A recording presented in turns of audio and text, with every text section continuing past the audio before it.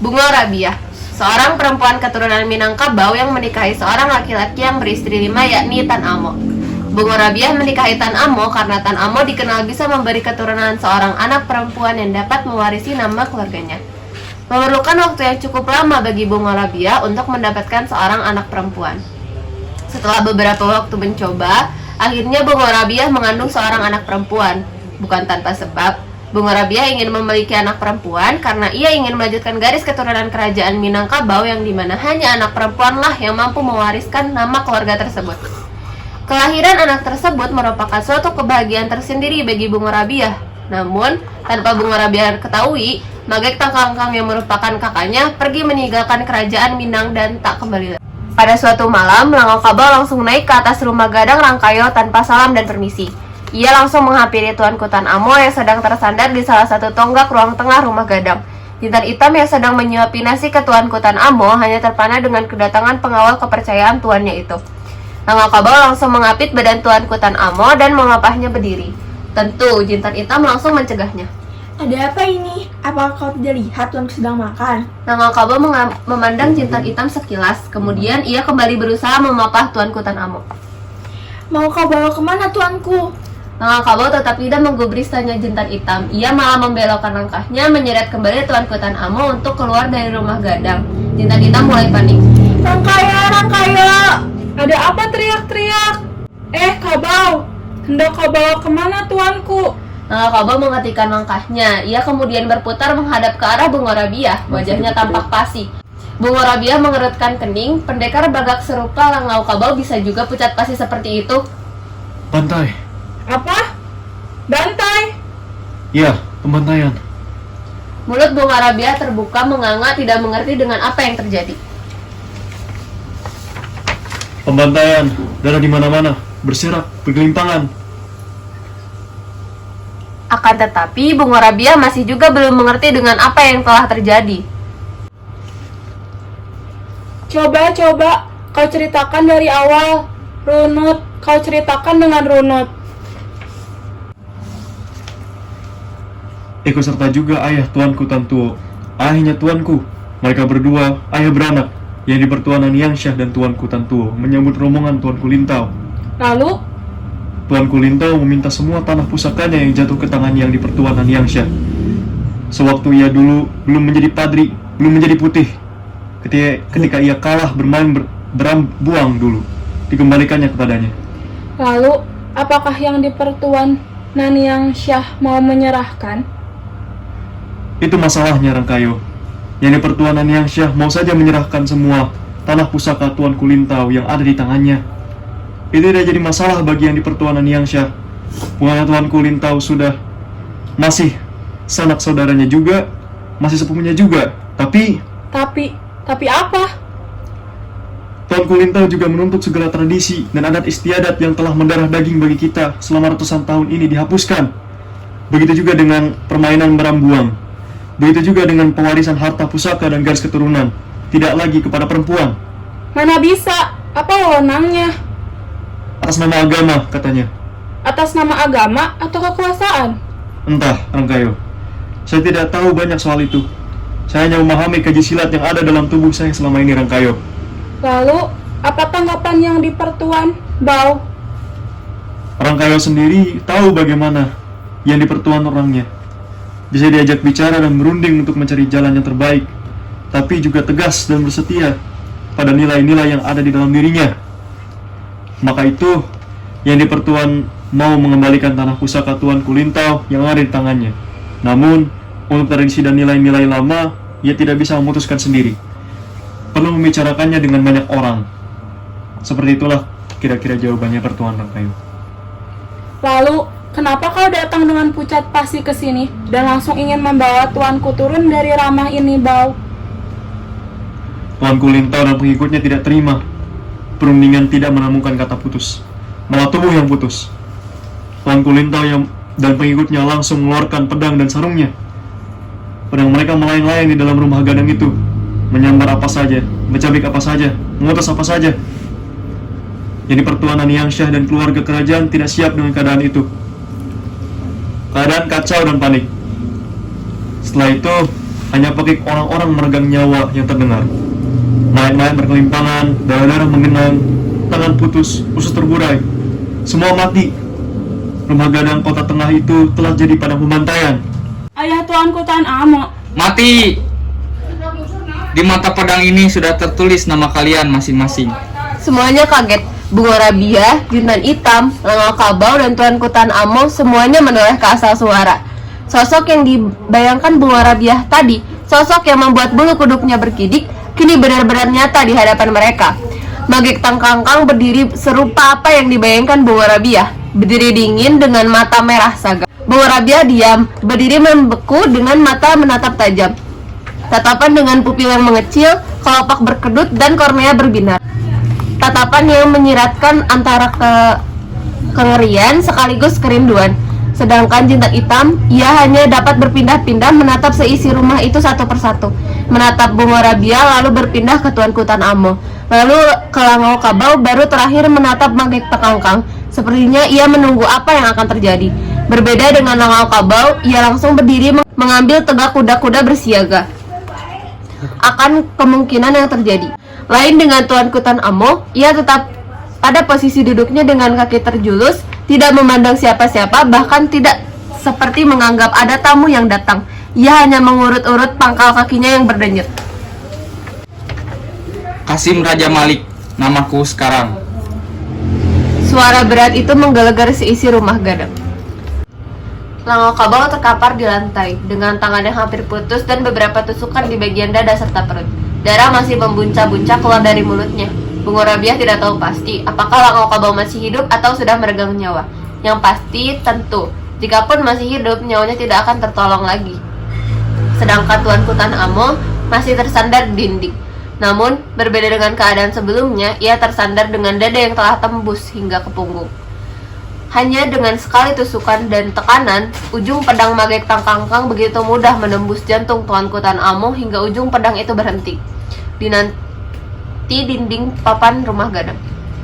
Tidak ada perlawanan sama sekali dari Tuanku Tan Amo, bahkan menanti pedang dengan tangannya pun tidak sama sekali. Sepertinya ia telah pasrah dan rela nyawanya melayang saat itu juga. Berbeda halnya dengan Langau Kabau, walaupun tidak bersenjata, Magek Tangkangkang cukup kewalahan menghadapi pendekar itu. Ilmu silatnya cukup tinggi, dengan gampang ia menghadapi sebatan pedang Magek Tangkangkang.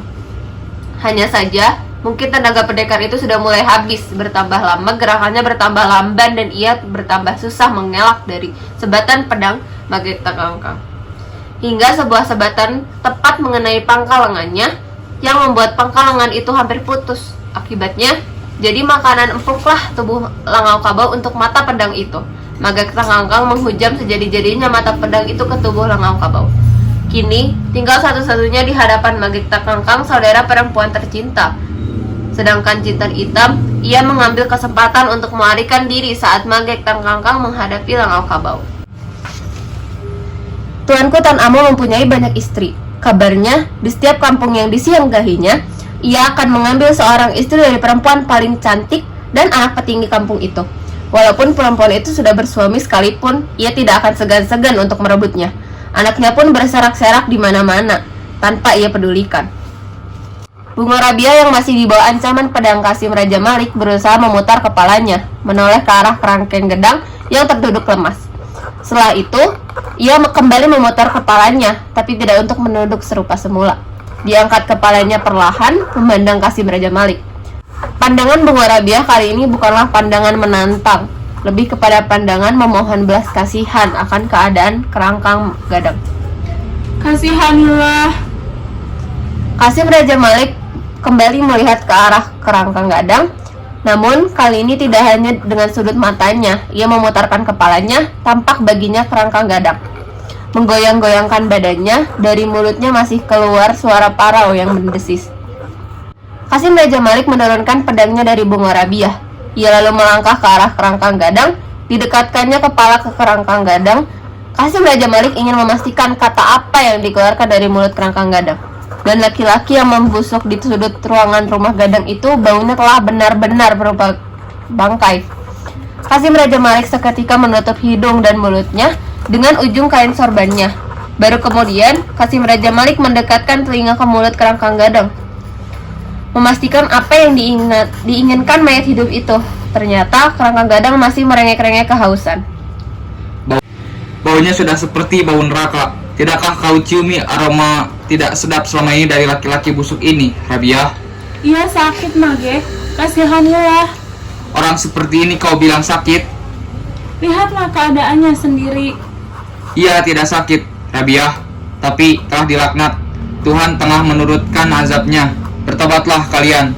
Apa yang harus aku tobatkan, Mage? Agama kita sama, Tuhan kita sama. Apalagi? Ini. Kasim Raja Malik mengentakkan ujung pedangnya ke lantai. Rumah gadang ini dengan segala tata cara di dalamnya. Apa yang harus aku lakukan, Mage? Tinggalkan. Apa yang salah dalam semua ini? Tata cara dan segala kebiasaannya sudah ada sejak nenek moyang kita. Apa yang salah? Kasim Raja Malik mendengkus. Genggaman jari-jarinya pada hulu pedangnya semakin erat dan kuat. Kau tidak ubahnya dengan karangkang gadang, Mage. Tidak jauh beda. Hanya karena bumi beserta alam ini tidak mengeluarkan emas lagi untuk dirimu. Kau kecewa, kau marah, dan melarikan diri. Lalu, kau kembali mengatasnamakan Tuhan. Terkutuk kau. Jin mana yang merasuki tubuhmu, Mage? Bahkan saudara sendiri yang kau bantai seperti itu. Aku membantai apa-apa yang dibenci Tuhan. Masih saja kau mengatasnamakan Tuhan. Terkutuk kau. Tatap Bunga Rabiah dan seketika ia ambruk ke lantai. Satu telapak tangannya masih berusaha menutupi pangkal lengannya yang terkena sebatan pedang. Namaku Kasim Raja Malik. Jangan kau panggil lagi aku dengan nama laknat itu. Seketika Kasim Raja Malik menurunkan badannya, menatap begitu dekat Bunga Rabiah yang tergeletak di lantai. Antara wajahnya dengan wajah Bunga Rabiah kini tinggal berjarak sejengkal. Binatang. Bunga Rabiah masih berupaya melawan sembari membuang ludahnya ke wajah Kasim Raja Malik. Kasim Raja Malik menghapus ludah itu dengan ujung kain sorbannya. Najis, kau harus mati, Rabiah. Lalu ia mengambil pangkal lengan dengan luka yang menganga itu, membawa tubuh saudaranya itu berdiri dengan mengapit kedua bahunya. Akan tetapi tubuh Bunga Rabiah sudah terlalu lemah. Lututnya sudah tidak bertenaga lagi untuk sekedar menopang tubuh sendiri. Gemertak tulangnya terdengar. Bahkan mulutnya pun sudah menggigil untuk bicara. Kenapa tidak kau tikam langsung saja jantungku, Mage? Biar aku langsung mati. Kenapa kau siksa aku seperti ini? Binatang. Kasim Raja Malik melepaskan cengkramannya. Seketika tubuh Bunga Rabiah kembali ambruk ke lantai. Bunga Rabiah kembali mengerang sejadi-jadinya. Kasim Raja Malik tidak mengindahkan erangan Bunga Rabiah. Ia melangkah ke arah satu tonggak rumah gadang yang tidak beberapa jauh dari tempat kerangkeng gadang tersudut lemah. Di tonggak itu tersandar sebuah cerek. Lihat, apa ini? Tuak. Dan ini? Oncoy candu. Aku tahu ini tuak dan ini berisikan candu. Ini yang diajarkan nenek moyangmu itu. Itu obat karangkeng. Tolong berikan. Ia sakit. Ia butuh obat itu, Mage. Obat? Baiklah. Kasim Raja Malik dengan tenang lalu membawa cerek itu ke kerangkang gadang. Diambilnya ke kerangkang gadang, lalu kepalanya yang lemah itu didekatkan ke mulut cerek. Bukalah mulutmu, bajingan. Kerangkang gadang bergeming, entah ingin melawan Kasim Raja Malik atau memang sudah tidak ada tenaga baginya untuk sekadar membuka mulutnya. Bukalah mulutmu, bajingan. Kerangkang gadang tetap bergeming, yang ada hanya gemetar di mulutnya. Kasim Raja Malik berusaha mengambil dagu kerangkang gadang dan mencengkramnya kuat-kuat agar mulut itu terbuka. Mendapat perlakuan seperti itu, kerangkang gadang mulai memekik-mekik. Kenapa? Takut kau? Kenapa takut? Bukankah kau orang yang bagak selama ini? Hah? Kasim Raja Malik tambah menjadi-jadi mencengkram rahang kerangkeng gadang. Kerangkeng gadang yang kesakitan sekaligus ketakutan berusaha melepaskan cengkraman Kasim Raja Malik. Namun usahanya itu tampak sia-sia. Tenaganya terlalu lemah untuk melawan. Melihat gelagat kerangkeng gadang seperti itu, Kasim Raja Malik semakin menjadi-jadi mempermainkan rahang kerangkeng gadang. Rabiah, kau lihat anak kesayanganmu. Lihatlah, ia merengek-rengek serupa bayi. Sudah, hentikan, Mage. Biar aku saja yang kau aniaya. Ia tidak berdaya, Mage. Aku mohon. Bunga Rabiah berusaha merangkak ke arah Kasim Raja Malik. Karangkeng Gadang, kau lihat betapa sayangnya ibumu itu kepada kau. Sungguh sayang ia pada bangkai hidup seperti kau ini. Teriak Kasim Raja Malik di pangkal telinga Kerangkeng Gadang. Tadi katanya kau begitu haus. Sekarang kenapa malah merengek? Sini kusuapi obat kau ini. Buka mulutmu lebar-lebar. Kasim Raja Malik memaksa mulut Kerangkeng Gadang agar terbuka. Kerangkeng Gadang berusaha menolak, tapi tidak berdaya. Satu cerek tuak kini mengalir ke dalam tubuhnya. Kerangkeng Gadang gelagapan seperti orang terbenam. Setelah semua tuak dicerek itu habis, barulah Kasim Raja Malik melepaskan cengkeraman tangannya dari rahang Kerangkeng Gadang dan ia pun jatuh tak berdaya ke lantai. Mulut Kerangkeng Gadang memutahkan kembali tuak yang tadi dipaksa masuk ke dalam perutnya. Entah bagaimana rasa badan Kerangkeng Gadang saat ini, badannya jadi kaku, hanya ujung-ujung jarinya yang gemeteran. Seiring dengan itu, di ujung anjungan rumah Gadang, api mulai berkobar. Panas api mulai menjilat-jilat wajah Bunga Rabiah. Api cepat membubung hingga memakan puncak gonjong paling ujung. Bunga Rabiah segera ingat dengan bayinya, Bunga Laras yang tertidur di dalam bilik. Naluri seorang ibu terhadap anaknya segera menjalar di sekujur tubuhnya. Tenaganya segera pulih seperti semula, bahkan menjadi bertenaga lebih dari apapun yang pernah ia miliki selama ini. Ia segera berlari ke arah bilik untuk mengambil bayinya. Namun, langkahnya segera terhenti di depan pintu bilik. Kasim Raja Malik sudah berdiri sambil menggendong Bunga Laras. Berikan bayiku itu. Kasim Raja Malik tenang saja, seakan Bunga Rabiah tidak ada di hadapannya, dan seakan tidak merasakan api yang semakin memakan rumah Gadang itu dengan cepat. Keluar, keluar Kasim! Terdengar teriakan dari luar. Teriakan yang berasal dari perikut Kasim Raja Malik yang bersiaga di luar rumah Gadang. Berikan Magek, atau aku bunuh kau. Ancam Bunga Rabiah sambil mengacukan kerat kayu dari kepingan meja yang ada di dekatnya. Kasim Raja Malik tersenyum. Bukankah bayi ini kemenakanku juga? Aku berkewajiban juga untuk menimangnya. Dan aku sebagai mamaknya, sebagai saudara laki-laki ibunya, lebih berhak mengasuh dan membesarkannya daripada ayahnya itu. Bukankah itu ajaran dan tata cara yang kau amini, Rabiah? Jangan kau sentuh anakku, Magek. Tergores sedikit saja anakku, nyawamu melayang.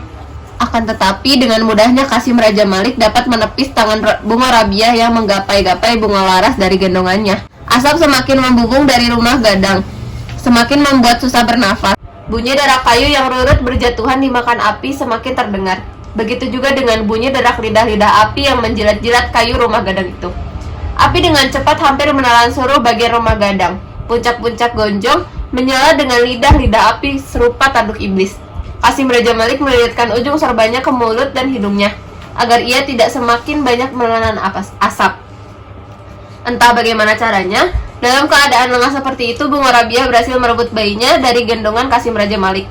Antara Kasim Raja Malik dengan Bunga Rabiah semakin sulit bernapas. Pada kesempatan terakhir, Kasim Raja Malik berhasil merebut kembali Bunga Laras dari pelukan ibunya. Tetapi, pada kesempatan Bunga Laras sudah berada kembali dalam gendongan Kasim Raja Malik, sebuah tangan muncul dari kepulan asap menarik dirinya. Kasim Raja Malik menghilang di balik kepulan asap.